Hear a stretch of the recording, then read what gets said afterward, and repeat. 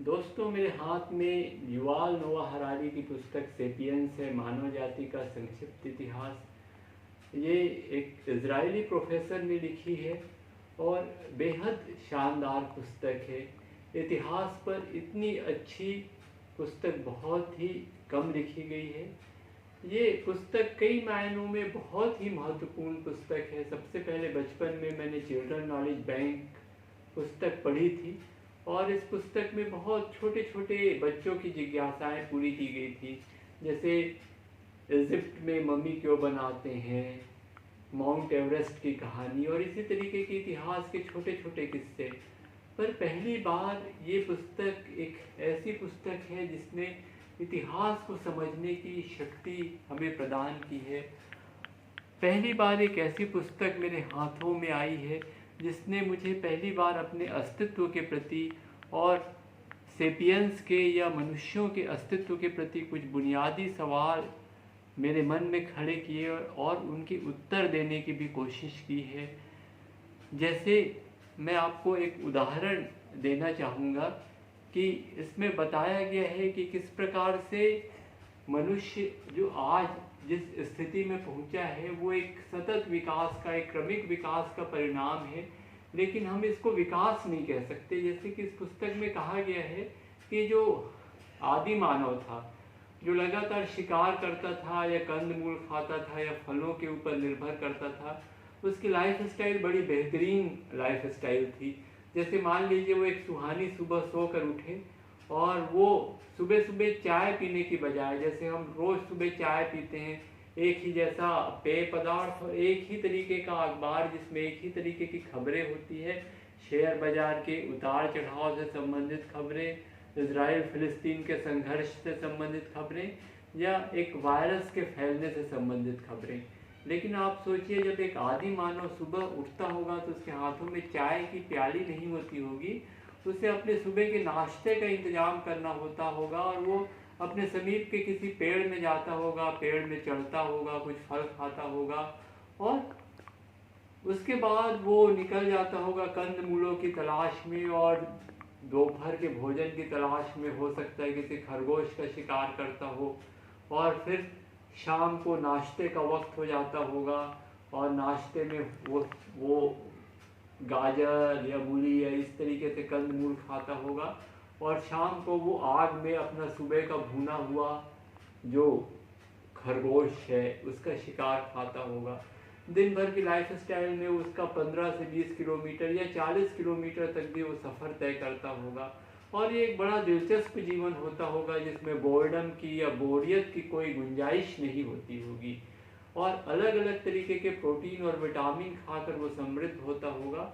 और देखिए, जब कृषि क्रांति शुरू हुई तो वो केवल एक जैसे भोजन के ऊपर निर्भर हो गया। जो उसकी पुरानी लाइफ स्टाइल थी उसमें उसको खूब पैदल चलना होता था, उसमें उसको भारी वजन नहीं उठाना पड़ता था, लेकिन कृषि करने में उसको भारी वजन उठाना पड़ा, जिससे उसके हड्डियों में अनावश्यक प्रेशर आया। जो बाद की हम हड्डियां देखते हैं, बहुत सारे स्पाइनल कार्ड से रिलेटेड प्रॉब्लम होते हैं, स्पाइन डिस्क की प्रॉब्लम होती है, इस प्रकार की प्रॉब्लम वो फेस करते हैं। और ये बताया गया है कि कृषि ने मनुष्य की मदद नहीं की, अपितु उसके जो जीवन को जो देखने का जो ढंग था उसको बड़ा सीमित कर दिया। पहले एक विशाल दुनिया उसके सामने खुली हुई थी और अब वो दुनिया काफ़ी संक्षिप्त रह गई थी। और बाद में इस पुस्तक में, आज मैं आपको केवल फर्स्ट पार्ट के बारे में बताऊंगा क्योंकि आज हम इतना लंबा समय नहीं है हमारे पास में कि हम डिटेल कर सकें। दूसरी महत्वपूर्ण चीज़ इसने बताई कि जैसे जैसे कृषि करना मनुष्य ने सीखा, उसकी आबादी बढ़ती गई और इतनी बड़ी आबादी को मैनेज करने के लिए लिखना सीखना आवश्यक हो गया, मैथमेटिक्स का अध्ययन आवश्यक हो गया और इसके साथ ही इकोनॉमिक ट्रेडिंग के लिए पैसा आवश्यक हो गया। तो आप देखिए कि लड़ने के लिए मनुष्य ने स्टील का आविष्कार किया और पैसे के लिए सोने का आविष्कार किया। और कृषि क्रांति के बाद जो सबसे महत्वपूर्ण आविष्कार हुआ वो था पैसे का। सोना एक ऐसी चीज़ है जिसको हम न खा सकते हैं न ओढ़ सकते हैं, लेकिन इसके बावजूद भी सोना और चांदी हमारे जीवन में इसलिए सबसे ज़्यादा अहम हो गए क्योंकि उसने ट्रेडिंग की ज़रूरत शुरू की और ट्रेडिंग के माध्यम से या पैसे के माध्यम से पूरी दुनिया एक हो गई। क्योंकि भले ही हमारे धर्म अलग हैं, हम हो सकता है कम्युनिस्ट हों या राइट विंग को बिलोंग करते हों, लेकिन पैसे में हम सबका विश्वास बिल्कुल बराबरी का है। और हम देखते हैं एक बड़ा सुंदर, इतने सुंदर उदाहरण इस पुस्तक में दिए हुए हैं। जैसे मैंने इतिहास की पुस्तक में पढ़ा था कि नीरो के सिक्के को दक्षिण भारतीय लोगों ने इसलिए पृथक कर दिया और उसमें एक लाइन खींच दी कि उसमें मिलावट थी। तो आप देखिए कि जो सिक्के ऑगस्टस ने या नीरो ने चलाए वो दक्षिण भारत के बाज़ारों में भी उसी तरीके से बखूबी चलते थे।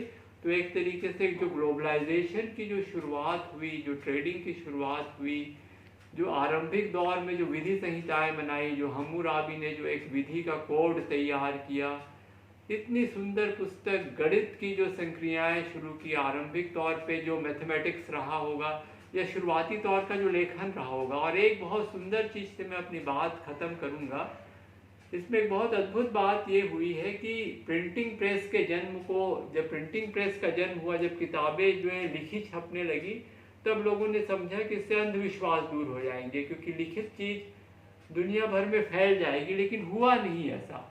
जब सबसे पहली किताबें लिखी गई तो वो किताबें जो है प्रेतनियों के बारे में लिखी गई।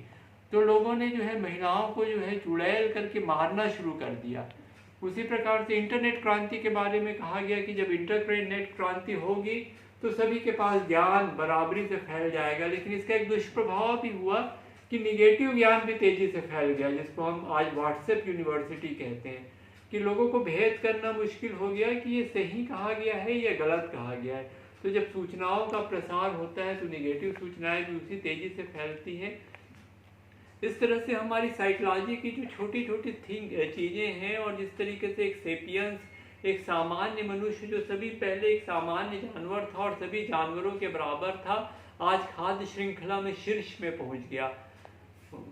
इसका एक बड़ा कारण ये है कि मनुष्यों ने अपने बाहुबल या भुजाओं के बल के बजाय अपनी दिमागी शक्तियों के ऊपर ज़्यादा जोर दिया।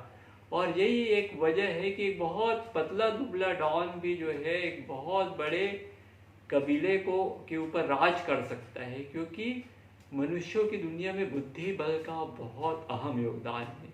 दोस्तों, इसके बाद मैं सेकंड पार्ट के बारे में भी बताऊंगा। यद्यपि सेपियंस एक पुस्तक है, लेकिन मैं आप लोगों की सुविधा के लिए इसे 2 पार्ट में इसकी कहानी कहूँगा।